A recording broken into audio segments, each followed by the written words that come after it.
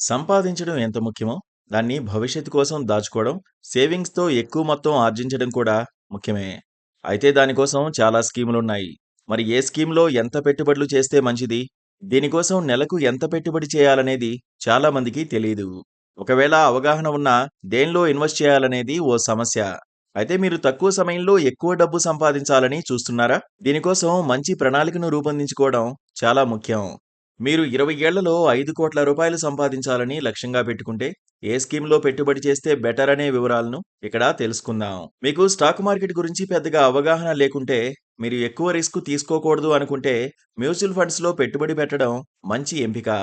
Mutual ఫండ్స్‌లో దీర్ఘకాలిక పెట్టుబడి మీకు మంచి లాభాలను ఇస్తుంది. మీరు మ్యూచువల్ ఫండ్స్‌లో ఒకేసారి లేదా నెలవారీగా కూడా పెట్టుబడులు చేయొచ్చు.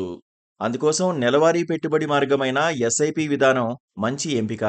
సిపు విధానంలో ప్రస్తుతం సంవత్సరానికి సగటున 12% వడ్డీ రేటుతో రాబడులు వస్తున్నాయి.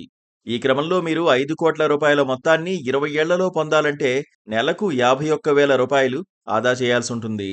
సిప్ క్యాలిక్యులేటర్ ప్రకారం మీరు 20 ఏళ్లలో పెట్టుబడి చేసే మొత్తం 1,22,40,000కి చేరుకుంటుంది. కానీ 20 ఏళ్ల తర్వాత మీకు వచ్చే మొత్తం 5,9,56,544 అవుతుంది. ఈ నేపథ్యంలో మీకు వడ్డీ రూపంలోనే 3,87,16,544 లభిస్తాయి. ఒకవేళ మీరు 25 ఏళ్ల వ్యవధిలో రూ. 5,00,00,000 దక్కించుకోవాలని చూస్తే మీరు నెలకు రూ. 26,000 పెట్టుబడి పెట్టాలి.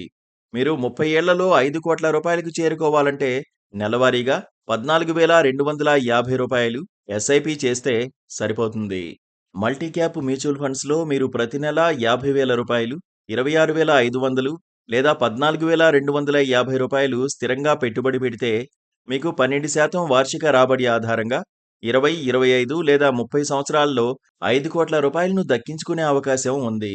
నిఫ్టీ ఇండెక్స్ ఫండ్స్ గత 5 సంవత్సరాల్లో 18% వార్షిక రాబడిని అందించగా, మల్టీ క్యాప్ మ్యూచువల్ ఫండ్స్ 25% కంటే ఎక్కువ సిఏజిఆర్ రాబడిని ఇచ్చాయి. ఇవే కాకుండా అనేక ఇతర ఈక్విటీ మ్యూచువల్ ఫండ్ పథకాలు కూడా మంచి రాబడులను ఇచ్చాయి. పెట్టుబడి మధ్యలోనే ఆగిపోతే రూ. 5,00,00,000 సమీకరించేందుకు మీకు మరింత సమయం పట్టొచ్చు. లేదా లక్ష్యాన్ని చేరుకోవడంలో ఇబ్బందులు తలెత్తే ఛాన్స్ ఉంటుంది. మ్యూచువల్ ఫండ్స్‌లో పొందిన వడ్డీ రేటు మార్కెట్ హెచ్చుతగ్గులపై ఆధారపడి ఉంటుంది.